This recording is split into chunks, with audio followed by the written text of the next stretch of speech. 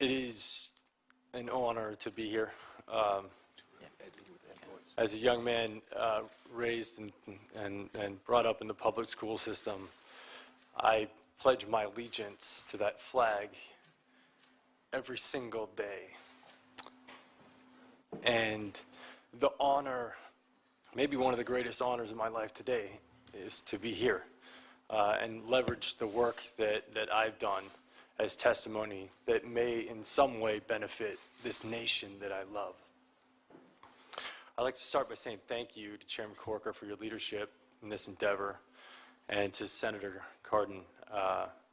Your leadership has been extraordinary, and I'd like to also say thank you to the rest of the committee that has supported this effort. This is a bipartisan effort, and in a country that is riddled with bipartisan separation on so many things, slavery seems to come up as one of these issues that we can all agree upon.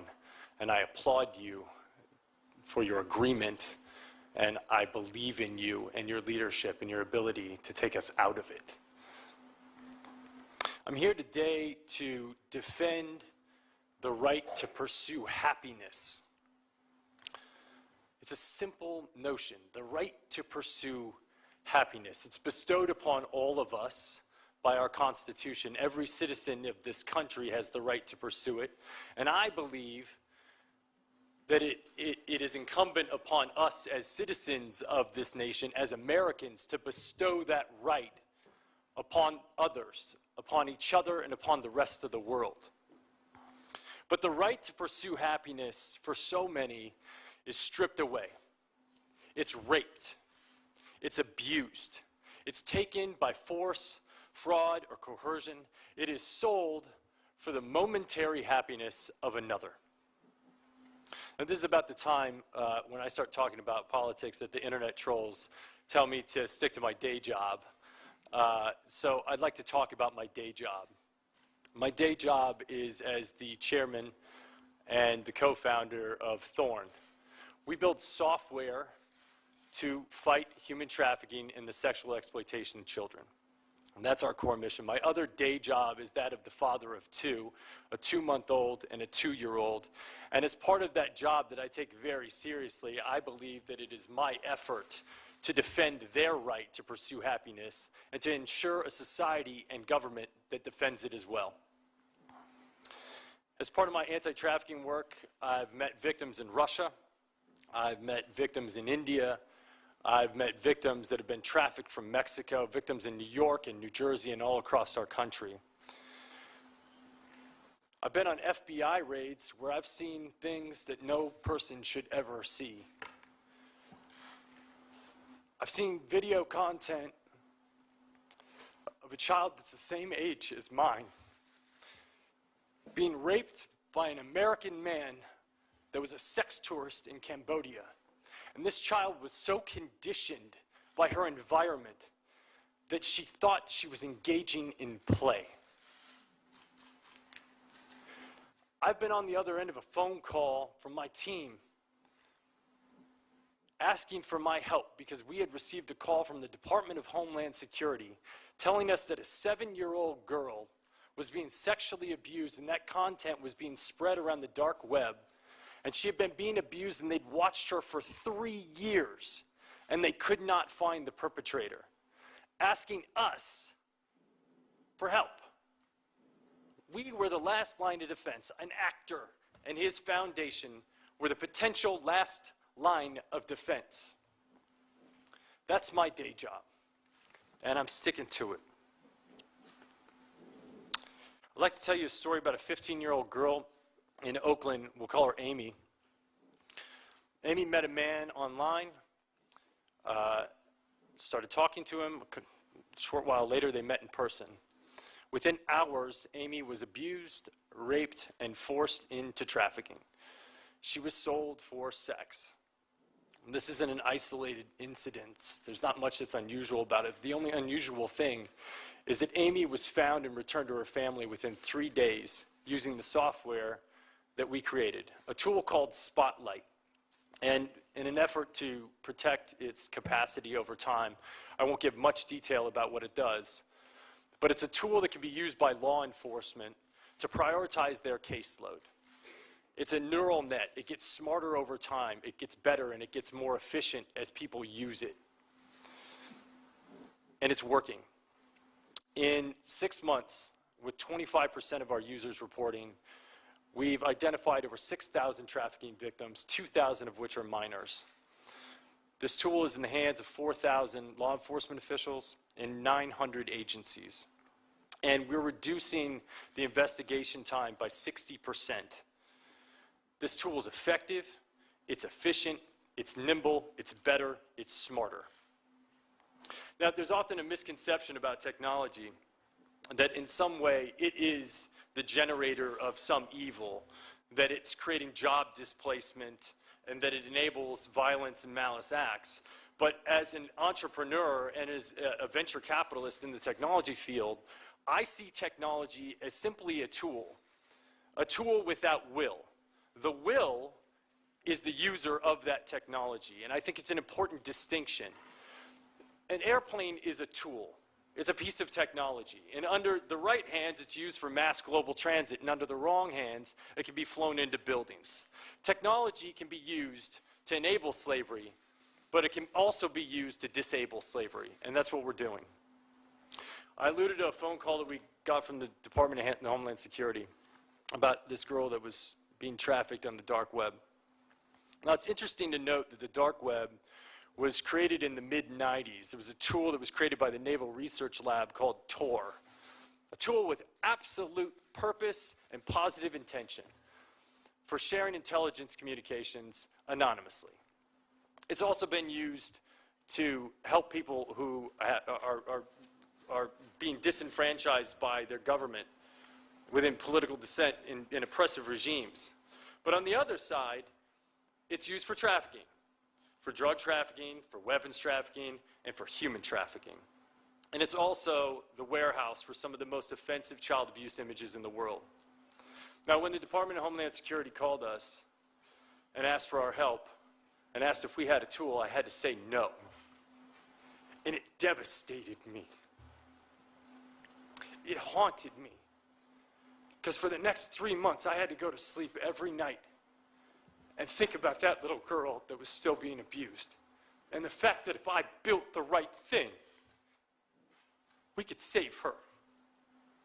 So that's what we did. And now, if I got that phone call from Greg, wherever you're at, the answer would be yes.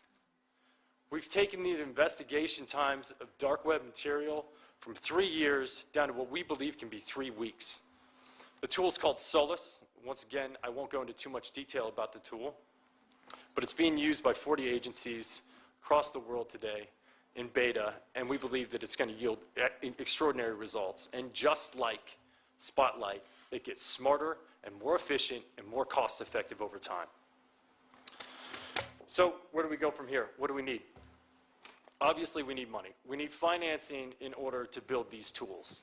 Technology is expensive to build, but the beauty of technology is once you build the warehouse, it gets more efficient and more cost-effective over time. I might be able to present to you a government initiative where next year I come back and ask for less.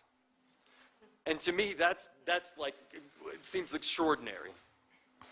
The technology we're building is efficient, it works, it's nimble, because traffickers change their modus operandi, and we can change ours as well, just as efficiently, if not more efficiently, as they can. It's enduring, and it only gets smarter with time.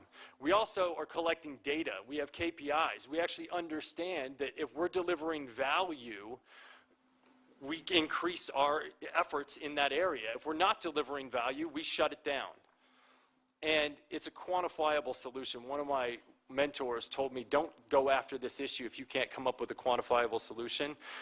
We can quantify it, and we can make the work that we're doing and the initiatives that you put forth accountable.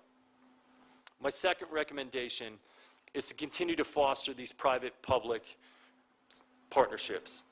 Spotlight was only enabled by the McCain Institution and the full support of Cindy McCain and a man that I find to be not only a war hero, but a hero to this issue, John McCain. it wasn't just created by them. There was extraordinary support from the private sector.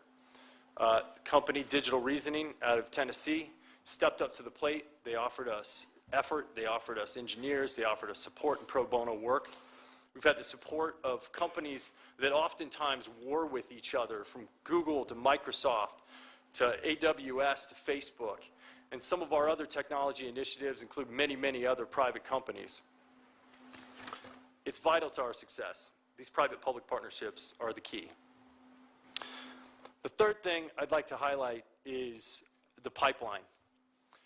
You know, we sit at the intersection of discovery of these victims, but the pipeline in and the pipeline out are just as vital and just as important, and addressing them are just as important. I'd like to highlight one thing in particular, that being the foster care system.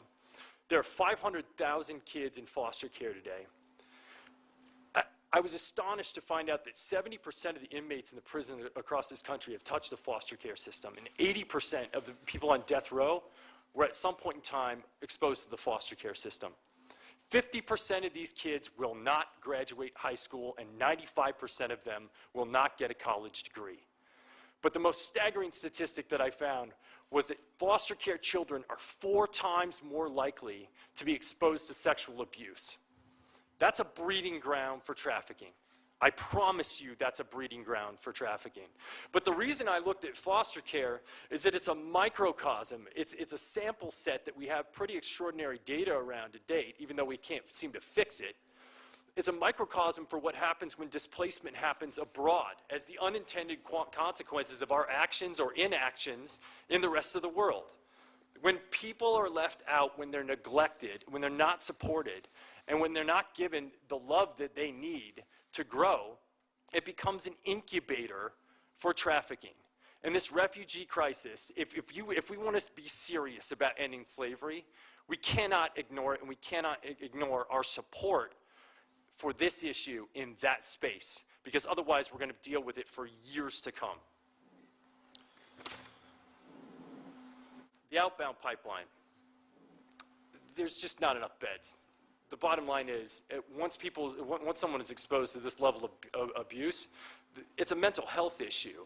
And there aren't enough beds, there's not enough support, and we have to have the resources on the other side. Otherwise, the recidivism rates are through the roof.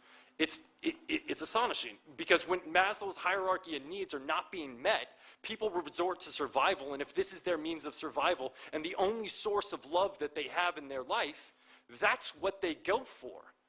So we have to address the pipeline out, and we have to create support systems on the other end. It's not an entitlement, it's a demand to end slavery.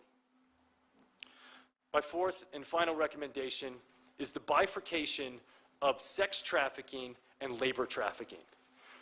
They're both aberrations, they're both awful. They're both slavery, and they're both punitive, in fact. But the solution sets are highly differentiated.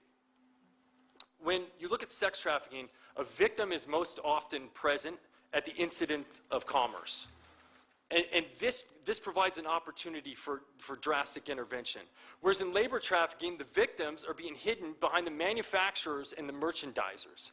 And it requires an entirely different set of legislation and proactivity and enforcement in order to shut it down. Now, there's a lot of rhetoric that's going on in the world right now about job creation in the United States. Well, if we want to create jobs in the United States, I would ask you to consider eliminating slavery from the pipelines of corporations. Because a lot of that slavery is happening abroad. And if we ask those corporations, under extreme pressure, that if you don't change it, you are going to be penalized. And if you don't clean up that pipeline, it's going to mean trouble. And they're forced with 2 decisions. They can either clean up the pipeline abroad, or they can move the jobs to the United States of America, where they can be regulated and supported. Bringing jobs to America can be the consequence of doing the right thing, or it can be the consequence of doing the wrong thing. But that choice is up to you. Now, it's not lost on me that all of this disruption in our marketplaces is going to have economic backlash. Like, that is not lost on me at all. But I ask you Do you believe that Abraham Lincoln had to consider the economic backlash of shutting down the cotton fields in the South when he shut down slavery? Because I'm sure that weighed on his mind. You know, happiness can be given to no man. It must be earned.